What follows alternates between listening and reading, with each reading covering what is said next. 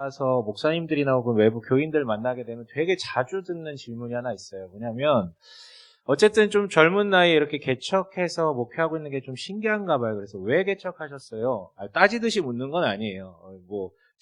이 몽따주가 누군가 따질 몽따주는 아니지 않습니까? 따지듯이 묻는 건 아니고 그냥 신기해가지고 왜 개척하셨어요? 라고 물어봐요. 많은 이유가 있었고 그런 이유들에 대해서 이 자리에서 종종 나눴던 것 같은데 시간이 짧으면 딱 한 가지 이유만 얘기하면 이게 제일 중요한 이유이기 때문에 뭐냐면 다른 무엇도 아니라 저는 이 교회라는 곳이 하나님께서 이 세상에 남기신 최종적 대안이다라는 신학적 확신이 있기 때문에 그것에 근거해서 개척하게 되었습니다라고 얘기를 해요.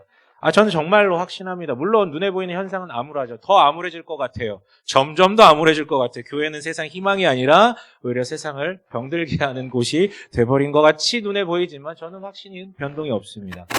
이것을 구현하고자 많이 내려놓았던 것 같아요. 별건 아닌데 제가 이전에 바로 직전에 사역했던 교회는 대단한 교회는 아니지만 약간 암묵적인 룰이 하나 있었어요. 뭐냐면 100% 그렇게 되는 건 아닌데 거기서 한 5년 정도 사역을 하고 나면 소위 말해서 우리가 이름만 들어도 알만한 초대형 교회로 청빙받아가서 거기서 부교육자 생활을 하는 거예요. 또 거기서 한 5, 6년 있다가 보면 나이가 한 40대 초중반 정도 되면 어느 교회, 좀 큰 교회, 규모 있는 교회 담임 목사로 청빙되어 가는 그런 어떤 조금 암묵적인 로열 로드가 좀 있었거든요. 물론 10명이면 10명 다 그런 길을 걷는 건 아니기 때문에 제가 꼭 그 케이스가 되지 않을 수도 있겠지만 굉장히 확률이 높았고 저의 나이대나 제가 걸어온 길이나 굉장히 확률이 그렇게 높았어요. 하지만 그 교회를 보고 싶은 마음에 그리고 기존 교회 패러다임 안에서 제가 생각하는 교회관을 실현하기엔 너무나도 어렵다라는 생각이 들어서 호기롭게 모든 것을 뒤로하고 개척했죠. 그렇게 모든 것을 내려놓았다라고 생각했을 때 저 스스로 보면서 너무 멋있어 보이기도 했어요. 역시 난 달라. 난 쟤들이랑 달라. 저 사람들이랑 다르게 나는 다 던지고 출발하고 있어요. 멋있잖아요. 이렇게 좀 뽀뽀해주고 싶고. 네. 죄송합니다. 이런 짓 안 해요, 저. 오해하지 마세요. 그런 캐릭터 아닙니다. 네. 그런데 여러분 재밌는 게 뭔지 아세요? 다 내려놨잖아요. 하나님의 일하심을 보고 싶어서 하나님께서 교회를 통해서 세상을 뭔가 변혁시키고 사람들의 마음을 움직인 걸 보고 싶어서 개척을 했는데 저에게 찾아온 감정은 기쁨과 설렘이 아니라 두려움과 슬픔이었어요. 왜냐하면 교회를 개척하고 하나님의 일하심을 이렇게 바라보기에는 제 눈은 어디를 향하고 있었냐면 텅 빈 좌석들, 없는 돈, 사람 숫자 다 돈, 이게 숫자들이잖아요. 돈도 그렇고 다 내가 책임져야 되는데 그러니까 분명하게 하나님의 일하심을 기대하면서 하나님의 일하심 최종적 대안이 교회라고 생각해서 교회를 개척했는데 정작 내 눈에 보이는 건 하나님의 일하심이 아니라 그런 것들이 먼저 다가왔고 슬프고 두려웠어요. 아이러니하죠. 전 진짜 교회를 사랑하고 교회가 제 목적이었어요. 근데 그게 문제였던 것 같아요. 교회가 목적이 아니라 하나님의 일하심이 목적이어야 되는데 제 목적은 교회 그 자체였던 것이죠. 그러니까 역설적이게도 그 교회를 목적으로 한순간 저는 그 교회 때문에 상처받고 괴롭힘 당했던 것입니다. 누구도 그렇게 하지 않았는데 스스로요. 그런데 여러분 이것은 우리 인생에도 마찬가지인 것 같아요. 여러분 우리 다 행복하고 싶지 않으십니까? 행복하고 싶으시죠? 아닌 사람 그냥 평생 불행한 걸로. 네, 죄송합니다. 행복하고 싶으시죠? 우리 행복하고 싶어요. 특히나 한국 사람들은요. 다른 민족 어떤 환호하네요. 네, 환호하네요. 죄송하다. 미안하다고 나한테 이렇게 해줬어요. 종현이라는 친구가 있어요. 네, 그냥 넘어갈게요. 네. 네네. 제가 사랑하는 친구입니다. 아무튼, 뭔 얘기 했냐, 나 지금. 잠깐만. 우리 인생도 마찬가지죠. 행복하고 특히 우리나라 사람들 행복에 대한 열망이 되게 크거든요. 근데 문제가 뭐냐면 행복 자체가 목적이 되다 보니까 남는 것은 나에게 행복이 다가오는 게 아니라 행복 강박증만 다가옵니다. 나에게는 그런 게 없지, 저런 게 없지 하고 비교하면서. 이건 비슷한 것 같아요. 성공도 마찬가지입니다. 어떤 사람이요, 자기가 꽂히는 것들을 열심히 하다가 결과적으로 성공이 일어나는 게 이게 공식인데 어떤 사람은 성공하고 싶다는 욕망 때문에 거기에 집착하다 보니까 오히려 남는 건 아무것도 없구나. 예를 들면 관계, 사랑 이런 것도 마찬가지입니다. 결혼, 행복한 가정 이거 자체가 목적이 된 순간 행복한 결혼, 행복한 가정이라는 건 주어지지 않습니다. 오히려 현실과 이상의 괴리 때문에 더 박탈감만 느껴지고 집착만 생기고 불안과 불운만 다가오게 되겠죠.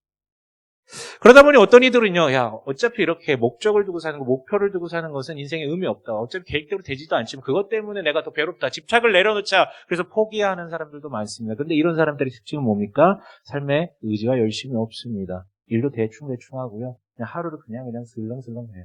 자기는 괜찮다고 하는데 전혀 괜찮지가 않아 보여요. 이것은 여러분 신앙에 있어서도 마찬가지입니다.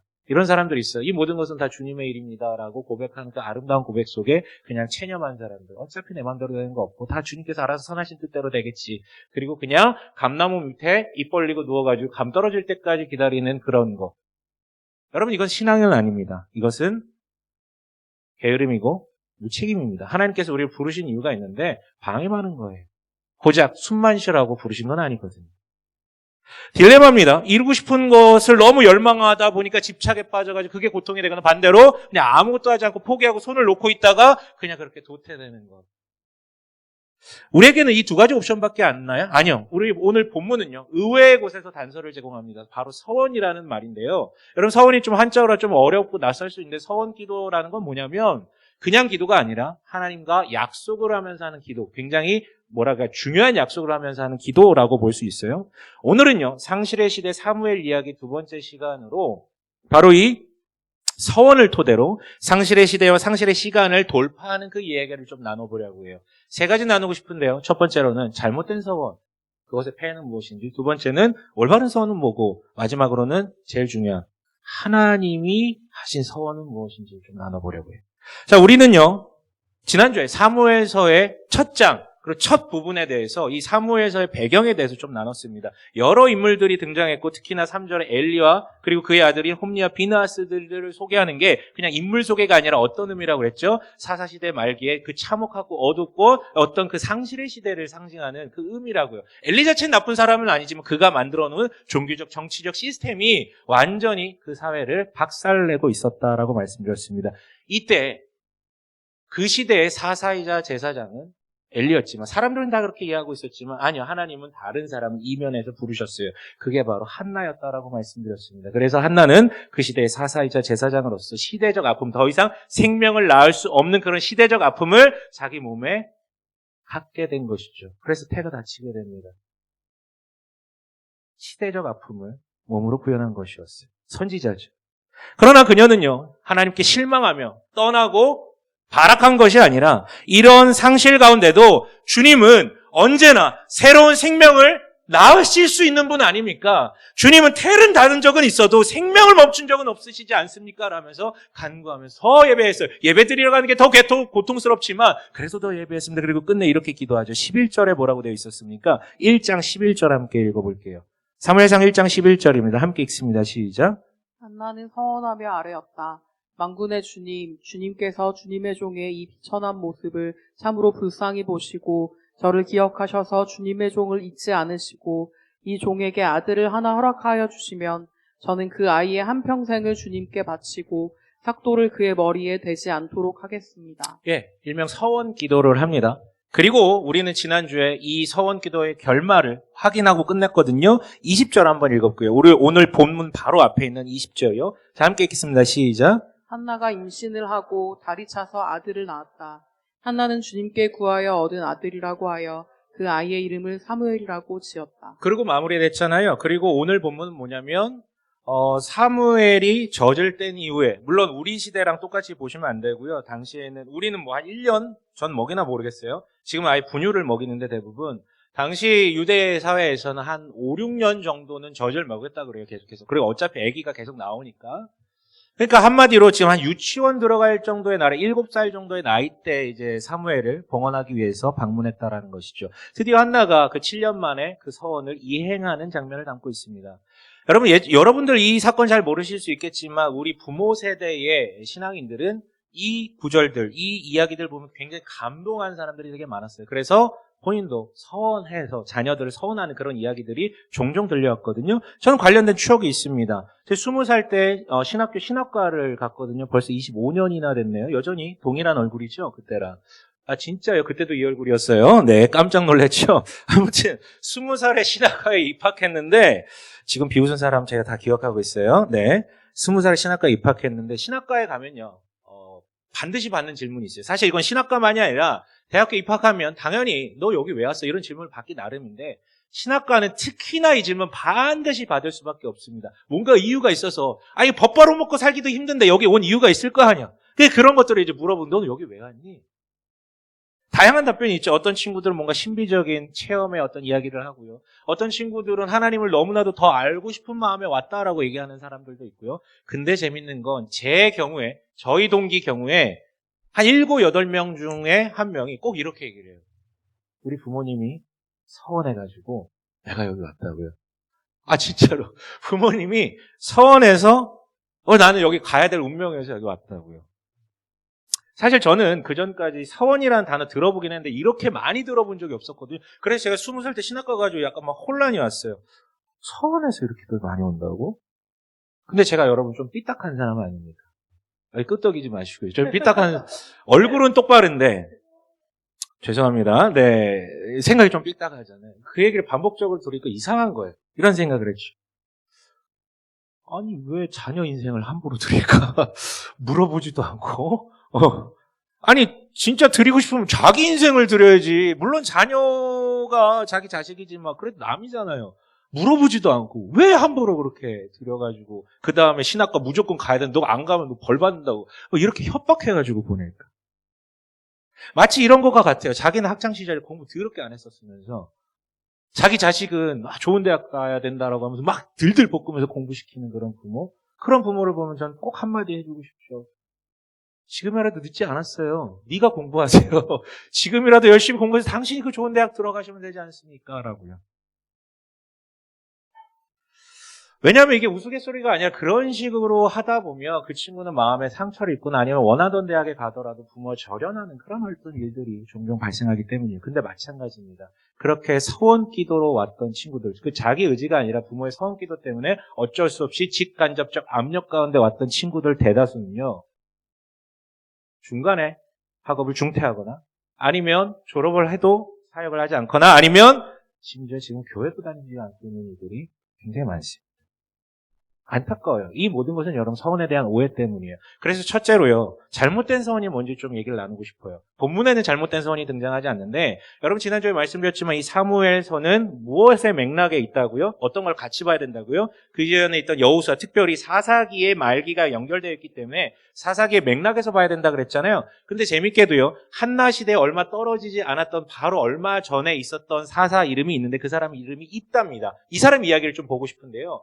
입다가 사사로 세워진 그 맥락이 있어요. 그 당시에 이스라엘은 바로 옆에 민족이었던 암몬의 지배 혹은 핍박을 받고 있었어요. 완전히 잡혀가지고 호구 잡혀가지고 계속 삥 뜯기는 그런 어떤 신세였단 말이에요. 이때 이스라엘 백성들이 너무 괴로우니까 하나님 우리가 잘못했습니다. 구원자를 보내셔서 우리 좀 구원해 주옵소서 막 기도하니까 하나님께서 입다라는 사사를 보냅니다. 그래서 사사 입다가 자기가 전쟁 지휘관이 돼서 딱 봤는데 아무래도 자기들의 힘으로 암몬을 어떻게 해도 이길 수 없어요. 이건 알렉산더가 와도 못 이길 것 같아. 그래가지고 어떻게 하냐면 간절하게 기도하기 시작합니다. 그 기도의 내용이 사사기 11장에 기록되어 있는데요. 11장 30절, 31절 함께 읽어봅니다. 함께 읽습니다. 시작. 그때 입다가 주님께 서원하였다. 하나님이 암몬 자손을 내 손에 넘겨주신다면 내가 암몬 자손을 이기고 무사히 돌아올 때에 누구든지 내 집 문에서 먼저 나를 맞으러 나오는 그 사람은 주님의 것이 될 것입니다. 내가 번제물로 그를 드리겠습니다. 이게 서원 기도예요. 이렇게 서원을 하고요. 결과적으로 이 뒤에 보면은 암몬에게 대승을 거뒀다라는 장면이 나옵니다. 그리고 이 승리를 거머쥔 이 사사 입다는 금이 환영하며 고향 땅으로 자기 집으로 가죠. 그런데요. 입다의 머릿속에는 내가 이렇게 돌아오는 소식을 알게 되면 자기 식솔들, 종들 중에 누군가가 나와가지고 자기를 맞이해 줄 줄 알았어요. 근데 웬걸? 누가 뛰쳐나오냐면요. 한 번도 그런 적이 없는데 자기 딸이, 무담동녀 자기 딸이 막 아버지의 승리를 경축하면서 춤추면서 노래 부르면서 저기서 나오고 있는 거예요. 그 모습을 보는 입다가 주저앉아버리죠. 미쳐버릴 것 같죠. 모르겠어요. 입다가 진짜 서원을 지키려고 했는지 안 지키려고 했는지. 그런데 그 딸이 이 전후 사정을 듣더니 아버지 이거는 지켜야 되는 겁니다 하고 자기 스스로 희생합니다. 여러분 한나의 서원 뒤에서 얘기하겠지만 기쁨으로 귀결되거든요. 근데 이게 뭡니까? 이 사람의 서원은 극악의 슬픔으로 귀결돼 버리잖아요. 도대체 뭐가 문제인 겁니까? 두 가지 이유를 들 수 있어요. 첫 번째는 뭐냐면 여러분 인신공양이라는 말 아십니까? 그러니까 신에게 인간을 제물로 드리는 행위를 인신공양이라고 하거든요. 근데 여러분 이거는 고대사 우리나라에도 그런 게 있었을 수 있어요. 심청이 사건 그게 다 그런 이야기잖아요. 근데 최소한 이스라엘에는 인신공양의 문화가 없고요. 하나님께서 율법으로 완전히 금하신 사건이에요. 어찌 하나님께서 만드신 이 귀한 하나님의 형상을 제물로 드릴 수 있냐 이거예요. 사랑하는 하나님의 형상을요. 그래서 이스라엘은 절대 없어요. 근데 입다간 건 무슨 짓입니까? 예, 그 당시에 이스라엘 근처에 인신공양 문화가 굉장히 발달한 민족이 있었어요. 거기가 어디냐면요. 정말 웃긴데 바로 방금 전까지 이스라엘 핍박하고 있어서 입다가 이겨버린 암몬 속이 인신공양의 문화가 강력했고 그들의 신 몰렉은 정말로 너희가 정말 원하는 걸 갖고 싶거든 사람 내놔라 하는 신이었었어요. 웃기지 않습니까? 그들의 지배를 받다 보니 그들의 문화에 완전 절여져가지고 하나님을 몰렉 신처럼 오해하고 딜을 한 거죠. 그런데 이것보다 더 본질적인 문제는요. 이 입다의 선의 더 본질적인 문제는 이런 거예요. 그는 분명히 이렇게 선했죠. 아까 그 구절 다시 한번 볼까요? 뭐라고 하냐면 당신이 내가 원하는 무언가를 먼저 준다면 나 역시 당신이 원하는 무언가를 내가 가진 것 중에서 주겠습니다라고 얘기해요. 여러분 이 문법은 정확하게 어디서 사용되는 문법입니까? 비즈니스 할 때 사용되는 문법 아니에요. 내가 볼 때 당신이 내가 원하는 거 갖고 있는 것 같은데 그거 주면 당신이 원하는 걸 내가 갖고 있으니까 줄게 물물 교환하듯이 하는 거. 이게 거래잖아요. 이거 기도가 아니라 거래예요, 여러분. 그러니까 이 서원은 처음부터 하나님을 몰렉신처럼 생각한 어떤 큰 오류가 있었고 두 번째로는 기도가 아니라 거래를 하고 있었다라는 데 문제였죠. 그 결과는 극한의 슬픔이었어요. 그럼 두 번째로 올바른 서원은 뭡니까? 한나의 사례를 한번 볼게요. 근데 한나의 서원도 크게 다르지 않아 보이는데요. 뭘 주겠다라고 한 거예요. 주시면 주겠다라고 한 거잖아요. 근데 많이 달라요. 뭐냐면 잘 보세요. 입다는 내가 원하는 승리를 당신이 준다면 내가 가진 것 중에 이 사람을 주겠다라고 거래를 합니다. 하지만 한나는 뭐라고 얘기합니까? 한나가 바랬던 것은요, 자신의 전부와도 맞바꿀 수 있는 아들이에요. 근데 그 뒤에 뭐라고 해요? 그 아들을 주시면 다시 당신에게 돌려드리겠다고요. 하나님의 일하심을 내가 확인했으니 이것은 그리고 하나님께서 보내주신 자이니 그냥 하나님께 다시다. 그러니까 자기 목숨을 바쳐서라도 얻고 싶은 그 전부를 지금 다시 내어놓겠다라고 선언하고 있는 거잖아요. 그러니까 한나는 처음부터 사무엘을 그러니까 처음부터 아들 떠올리부터 내 전부를 다 내어드리겠다라는 선언을 하고 있는 거예요. 그리고 여러분 이것은 사무엘이라는 결과물에만 해당되는 것이 아닙니다. 여러분 그녀의 서원은 입다의 서원과 너무 달라요. 입다의 서원은 뭡니까? 자기가 군대 장관이 되어 보니까 못 이길 것 같은 거야. 갑자기 상황이 주어졌어. 쫄려, 몰려. 그러니까 어떻게 합니까? 즉흥적으로 서원 기도를 해버린 거죠. 우리 거래합시다. 근데 한나의 이 서원은요, 즉흥적인 게 아니에요. 무슨 얘기냐면 한나는 그 이전부터 계속해서 자기의 전부를 들여왔기 때문에. 보세요, 여러분. 그녀는 태가 닫혀 있었죠. 얼마나 절망스럽겠습니까? 특히나 당시에, 지금은 아무 문제가 없는데, 당시에 태가 닫힌 것이 신의 저주를 받았다라고 해석되던 때였거든요. 얼마나 괴롭습니까? 하나님 날 미워하셔라는 건 아닙니까? 근데도 예배 드리러 갑니다. 더욱이 예배 드리러 갈 때마다 7절에 보면 그 분이나가 더 격동시켜서 더 괴로웠다라고 되어 있잖아요. 그래도 갑니다. 그래도 가요. 여러분 이 과정 가운데 한나는 자기의 정서와 감정과 의지를 다 내어놓고 간 거예요. 정말 이 마음은 격동되면 죽을 것 같은데 가는데 더 괴로운데 그거 다 포기하고 자기의 전부를 드리고 간 거죠. 그 당시에 전부를 드리고 간 것입니다. 더욱이 오늘 사무엘을 드리기 전에 한나가 무엇을 드렸냐라고 되어 있으면 24절에 보면 사무엘을 드리기 전에 수소와 뭐뭐뭐뭐 해가지고 제사를 드렸다라고 되어 있는데 여러분 이 수소는요 지금으로 따지면 한 포르쉐 한 대 값 정도 될까요? 그 당시 기준으로 본다면 그러니까 이거를 보면 당시에 어마어마한 재물을 드렸구나로 해석하는 게 아니라 여러분 그때나 지금이나 포르쉐 한 대 값이라면 어마어마한 재산이잖아요. 근데 그것을 기꺼이 드렸다는 사무엘을 드리기 전에 그걸 드렸다라는 것이요. 결국 여러분 한나는요. 사무엘이라는 전부를 내어놓기 전에 이미 자신의 정서와 감정과 의지와 재물과 이 모든 것에 대해서 드릴 수 있는 준비가 됐고 드려왔던 사람이 사무엘이라는 것을 최종적으로 내어놨던 것이죠. 여러분 그녀가 가르칠 때 이 손가락 즉 사무엘을 드렸다 숫소를 드렸다 여기에 주목하지 말고 뭘 가르치는지를 봐야죠. 뭘 가르칩니까? 한결같이 자신의 전부를 자신이 갖고 있는 뭔가를 준 게 아니라 자신의 전부를 그때그때 자신의 전부를 다 내어놓고 있었던 거예요. 그런데 이 전부를 내어놓은 결과 어떤 일이 발생합니까? 입다의 경우처럼 슬픔이 찾아옵니까? 아니요. 이 다 하고 나서 2장 1절 한번 읽어볼까요? 2장 1절입니다. 자 함께 읽습니다. 시작. 한나가 기도로 아뢰었다. 주님께서 나의 마음에 기쁨을 가득 채워주셨습니다. 이제 나는 주님 앞에서 얼굴을 들 수 있습니다. 원수들 앞에서도 자랑스럽습니다. 주님께서 나를 구하셨으므로 내 기쁨이 큽니다. 네. 기쁨의 찬양을 하고 있죠. 나아가 여러분 이게 끝이 아니고요. 개인도 기쁜데 2장 21절 한번 읽어볼까요? 함께 읽습니다. 시작. 21절입니다. 시작. 주님께서 한나를 돌보아 주셔서 한나는 임신하여 아들 셋과 딸 둘을 더 낳았다. 어린 사무엘도 주님 앞에서 잘 자랐다. 자신도 기쁘지만 자신의 가족들도 잘 형성돼서 기뻐요. 이게 끝이 아니에요. 우리는 알잖아요. 그 귀결. 그렇게 태어난 사무엘이 어떤 일을 발생합니까? 이 저주받았던 것 같은, 더 이상 생명이 태어날 수 없을 것 같은 그 상실의 시대의 이스라엘을 회복하는 대장이 되잖아요. 세상도 기뻐하게 됩니다. 여러분, 이게 바로 상실의 시대, 상실의 시간을 보내던 한나의 서원의 결과였습니다. 그녀는 정말 자신의 전부를 다 드리고 하나님을 얻었어요. 그리고 그 하나님으로 인해 자신과 자신의 가족과 세상을 기쁘게 만들었던 것이죠. 그렇다면 여러분, 오늘 이 본문의 이 메시지의 결론이 뭡니까? 여러분, 당신의 전부를 드리신다면, 그렇다면 하나님께서 당신의 삶에 엄청난 기쁨으로 주실 것입니다. 여기 아멘 하지 마십시오. 여러분, 만약에 어디 가서 이런 식으로 메시지를 전하시는 분이 있다면 그 설교 그 뒤부터 듣지 마십시오. 당신이 전부를 드린다면 하나님께서 어마어마하게 놀라운 샬롬과 기쁨과 복을 주신다라는 그런 요설에 휘둘리지 마십시오. 그건 입다의 서원입니다. 입다가 그렇게 한 거예요. 거래죠. 여러분, 하나님이 우리의 무언가가 필요할까요? 내가 갖고 있는 무언가가 필요할까요? 여러분, 돈이 필요할까요? 여러분, 시간이 필요할까요? 하나님 그거 없으면 일 못하십니까? 충만하지 않으신 분이십니까? 여러분, 입다는 분명 이렇게 서원했죠. 우리 지금 너무 괴롭습니다. 그래서 은혜가 없는 것 같습니다. 메마른 것 같습니다. 우리 죽을 거 생명이 없습니다. 만약 당신이 승리를, 즉 은혜를 주신다면 내가 이것을 드리겠습니다.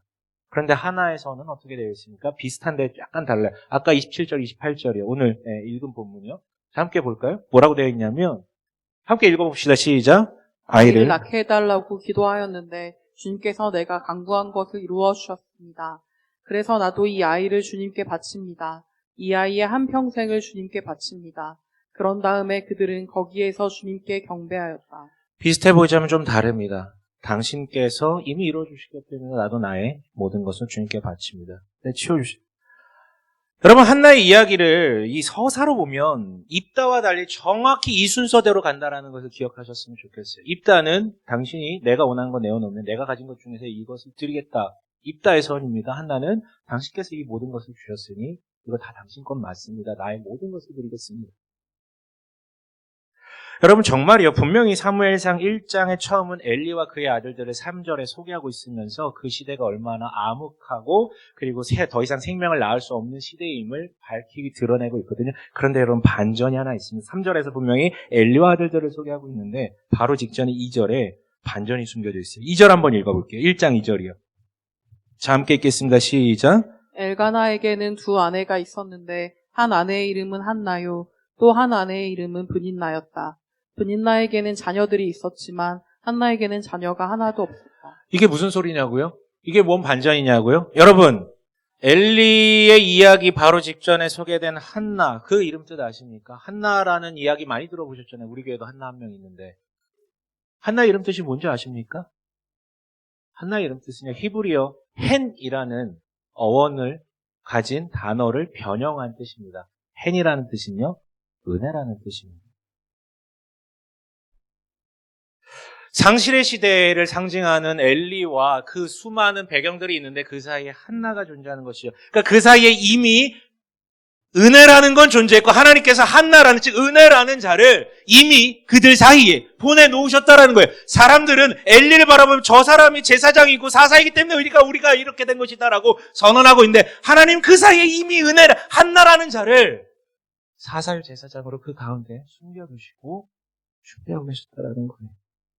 여러분, 재밌어요. 다시 얘기하자면 입다와 한나는 별 시간대가 그렇게 많이 차이 나지 않아요. 상황도 비슷해요. 다 상실감에 빠져있는 때예요. 그때 입다는 이렇게 선하죠. 지금 우리 너무 괴롭습니다. 지금은 은혜가 없습니다. 그러니 당신이 은혜를 내어주시면 나도 내어드릴게. 그런데 한나는 이름 뜻과 똑같습니다. 지금 너무 괴로운 거 맞아요. 내 눈에도 그런 게 보입니다. 하지만 하나님은 그것과 상관없이 여전히 은혜이시고 나는 은혜를 받은 자 한나입니다. 그래서 현실에 아이가 없지만 생명이 태어나는 것 같지 않지만 그래서 조건과 환경은 상실밖에 없지만 하나님은 분명히 내게 은혜를 주셨다라는 확신이 있기 때문에 꾸역꾸역 나는 오늘도 예배하러 갑니다. 그 맥락에서 무엇까지 합니까? 서원 기도하는 것이죠. 지난주에 말씀드렸죠. 이런 맥락에서 서원 기도라는 것은 하나님을 시험하는 것도 아니고 거래하는 것도 아니고요.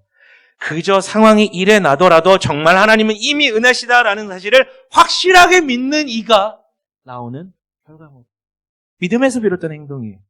여러분 이를 통해서 사무엘서는 우리한테 무엇을 선언하고 있냐면 네가 지금 상실의 시대, 네 눈에 보이는 게 상실의 시대인가? 아니면 네가 지금 현재 조건과 관계의 문제로 상실의 시간을 살고 있는가? 그래서 너무 어두운가? 그런데 정말로 너에게 은혜가 없었니? 네 삶에 한나가 없었니? 네 삶에 정말로 은혜가 없었니? 예전에도 없고 지금도 없니? 아니, 있어.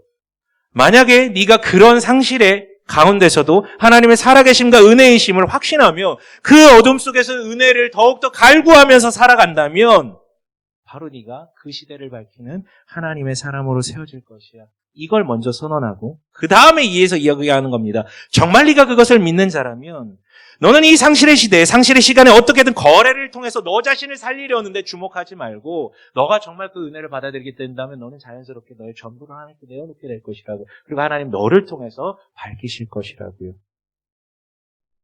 그래서 묻습니다. 너는 정말 여전히 하나님의 은혜시라는 사실을 믿는가? 네 눈에 보이는 것과 다를지라도. 그래서 정말로 너 자신을 전부를 드릴 수 있는가? 그런 너에게 기쁨이 찾아올 것이다. 죽고자 하면 살 것이고 살고자 하면 죽을 것이다. 네가 죽고자 하면 내가 너를 살릴 것이고 네가 살고자 하면 너 혼자 네 힘으로 살다가 죽을 것이다. 지난주 한 성도의 이야기를 들었어요. 어떤 그 친구는 굉장히 저랑 오래돼가지고 제가 그 가족 구성원들을 잘 알고 있거든요.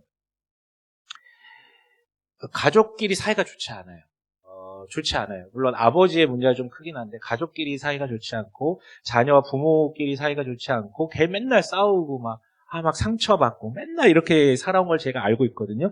근데 최근에 그러니까 이번 주에 만나서 대화를 하는데 니네 가정은 좀 어떠니 그랬더니 좀 고백을 하더라고요. 뭐냐면 굉장히 다 평화로워지고 화평해지고 가족들 사이도 좋고 더 이상 싸우지도 않고 이렇다라는 거예요. 그래서 어떻게 그렇게 됐니 하고 얘기를 다 들어보니까 결론은 뭐였냐면 엄마 때문이었어요. 어머니 때문에.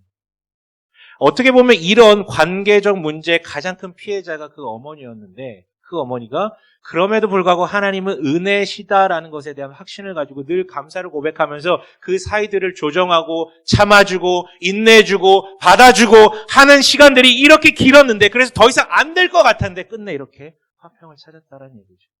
여러분 그냥 버텨줬다 그냥 인내해줬다라는 게 아니라 그 가운데서도 하나님이 어떻게 일하셨는지에 대해서 은혜를 구하면서 그 시간들을 버텨내고 자기 한 몸 희생했더니 그 어머니 한 분 때문에 그 가정에 평화가 찾아왔어요. 근데 여러분 모든 게 그렇습니다. 작은 집단도 마찬가지고 큰 집단도 마찬가지입니다. 누군가가 그 집단 안에서 희생을 했기 때문에 여전한 평화가 유지가 되고 있는 지속이 가능한 거예요. 아무도 희생하지 않으면 어떤 집단도 유지되지 않습니다. 그것은 신앙을 떠나서 그냥 기본적인 상식이에요. 순리예요. 문제는 우리가 입으로는 세상의 화평이, 내 직장의 화평이, 내 가정의 평화가, 내 삶의 기쁨이 왔으면 좋겠다, 하나님 그렇게 하셨으면 좋겠다라고 선언하지만 정작 자신은 아무것도 내어놓지 않고 아무것도 희생하지 않기 때문에 대신 남이 나 대신 내어줬으면 좋겠기 때문에 지금 세상이 이러는 거예요. 그래서 혼란과 갈등이 계속되는 것이죠. 직장에 평화가 왔으면 좋겠다라고 선언하는데 직장에 그런 훈훈함이 왔으면 좋겠다라고 선언하는데 자기는 누구에게 환대조차 하지 않고 맨날 만나서 뒷담화만 까고 있다면 그 직장에 무슨 평화가 찾아오겠습니까? 부부끼리 만나가지고 우리 가정이 평안했으면 좋겠어. 하나님이 우리 가정을 평안하게 해주셨으면 좋겠어라고 기도하는데 서로 아무것도 희생하지 않는다. 거기에 무슨 평화가 찾아와요? 거기에 하나님 평화를 주시면 그게 더 문제죠. 근데 여러분 이런 경향성들이 점차 커지고 있어요. 예전에 집단주의 사회라 그랬잖아요. 그거 되게 숨막히는 짓인데 그래도 그 집단주의 사회 때는 대의를 위해서 내 한 몸 희생한다 이런 개념들이 있었어요. 근데 지금은 없어요. 다 각자 자기의 것을 챙기기 바쁩니다. 그래서 여러분, 사회는 더 진보한 것 같지만 갈등들은 더 많아질 수밖에 없습니다. 겉으로는 되게 나이스한데 실제로는 희생하지 않기 때문에. 물론 일부는 드립니다. 하지만 전부를 내어드리는 개념 자체가 없어요. 우리 시대에는. 전부를 내어놓는다고? 그건 멍청한 짓이야. 그러면서 비율을 따지죠. 그러니까 신앙에도 마찬가지예요. 하나님과 계속 딜을 하는 거야. 몇 대 몇? 이 정도까지, 내가 이 정도까지 할 수 있을 것 같은데. 여러분, 그건 거래죠. 그건 입다의 길입니다. 그러면 입다의 길의 결론은 마찬가지. 지금 우리 은혜가 없어. 그래서 더 움츠러들고 내 것을 더 챙기려 하고 하나님하고 딜을 하려고 하고 그러다 보면 슬픔에 마주하게 되는 것이죠. 그렇다면 여러분, 우리 어떻게 해야 됩니까? 우리 본성이 그런데요. 우리 본성이 내 것은 내가 웅크려지고 나 대신 누군가 희생하길, 나는 희생 안 하고 남이 내 대신 희생하길 바라는 우리의 본성인데 이거 어떻게 해결해야 된다는 거예요? 여러분, 세 번째로 여기 답이 있어요. 하나님의 서원에 대해서 한번 나눠보죠.